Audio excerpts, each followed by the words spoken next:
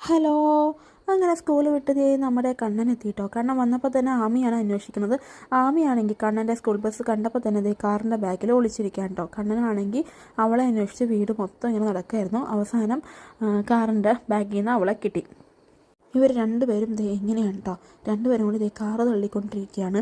അത് കഴിഞ്ഞിട്ട് ആമിയാണ് കണ്ണനെ ഷൂസും സോക്സൊക്കെ ഊരാൻ ഹെൽപ്പ് ചെയ്യുന്നത്. വെറുതെ ഒരു രസം അവൾ വന്നിട്ട് അവനിങ്ങനെ ഹെൽപ്പൊക്കെ ചെയ്യും. അങ്ങനെ രണ്ടുപേരും കൂടി സോക്സൊക്കെ എടുത്ത് ഷൂസിൻ്റെ ഉള്ളിലേക്ക് വെക്കാൻ കേട്ടോ. ഇതൊക്കെ കഴിഞ്ഞ് രണ്ടുപേരെയും കൈയും കലമൊക്കെ കഴിച്ച് ഫുഡ് കൊടുക്കുകയാണ്. ഇന്നത്തെ ഫുഡ് സ്മൂത്തിയാണ് കേട്ടോ. മറ്റേ ഓട്സ്, പഴവും ഡേറ്റ്സും നട്ട്സൊക്കെ ഇട്ട് അടിച്ച് അങ്ങനെയാണ് കൊടുക്കുന്നത്. ആമി കുറച്ച് കഴിച്ചപ്പോൾ തന്നെ മതിയായെന്നും പറഞ്ഞു പോയി. അത് കഴിഞ്ഞ് ഫുഡൊക്കെ കഴിച്ച് രണ്ടുപേരും പുറത്ത് അന്നത്തെ വിശേഷങ്ങളൊക്കെ പറയാൻ കേട്ടോ. ആമിയാണെങ്കിൽ ഇപ്പോൾ അംഗൻവാടി പോകുന്നുണ്ട്.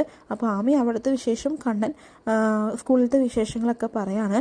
അപ്പോൾ കണ്ണനാണെങ്കിൽ ആനുവൽ ഡേ അടുത്തുകൊണ്ടിരിക്കുകയാണ്.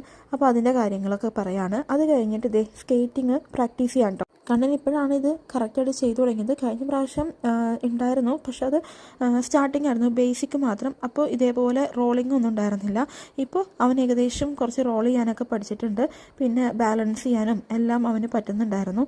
അപ്പോൾ എല്ലാ ദിവസവും കുറച്ച് നേരം പ്രാക്ടീസ് ചെയ്യിപ്പിക്കാമെന്ന് വിചാരിച്ചു. അതിനിടയ്ക്ക് 1-2 പ്രാവശ്യമൊക്കെ വീണു. ഒന്നാമത് ഈ ടൈലായതുകൊണ്ട് ഇങ്ങനെ തട്ടുന്നുണ്ടായിരുന്നു. അപ്പോൾ അതിനിടയ്ക്ക് കുറച്ച് ഇടയ്ക്കിടയ്ക്കായിട്ടൊക്കെ വീഴുന്നുണ്ടായിരുന്നു. പക്ഷെ എന്നാലും ആളിപ്പോൾ നല്ല ബാലൻസ് ആയിട്ടുണ്ട്. അത്യാവശ്യം നന്നായിട്ട് ചെയ്യുന്നൊക്കെ ഉണ്ട് കേട്ടോ. ഇവിടെ ചെയ്ത് ബാലൻസായി വന്നപ്പോൾ ആൾ കുറച്ച് ആക്ഷൻസൊക്കെ കാണിക്കുന്നുണ്ട്. ആദ്യം ഞങ്ങൾക്ക് പേടിയായിരുന്നു. അപ്പോൾ എനിക്ക് അവനെ പിടിക്കാൻ വയ്യല്ലോ. അപ്പോൾ ലക്ഷ്മിയായിരുന്നു ആദ്യം അവനെ ഇങ്ങനെ പിടിച്ചുകൊണ്ടിരുന്നത്. പിടിക്കാൻ മീൻസ് അവൻ്റെ പുറകെ ഇങ്ങനെ നടക്കുമായിരുന്നു വീഴാണ്ടിരിക്കാൻ വേണ്ടി. പക്ഷേ ആളിപ്പോൾ ഓക്കെ ആയി. എനിക്കും പുറകെ നടക്കേണ്ടി വന്നില്ല. അവൻ തന്നെയാണ് ഇതെല്ലാം ചെയ്യുന്നത്. അങ്ങനെ സന്ധ്യയായി, വിളക്കൊക്കെ കത്തിച്ചു. രണ്ടുപേരും മേലെ ഒഴുകി പ്രാർത്ഥിക്കുകയാണ് കേട്ടോ.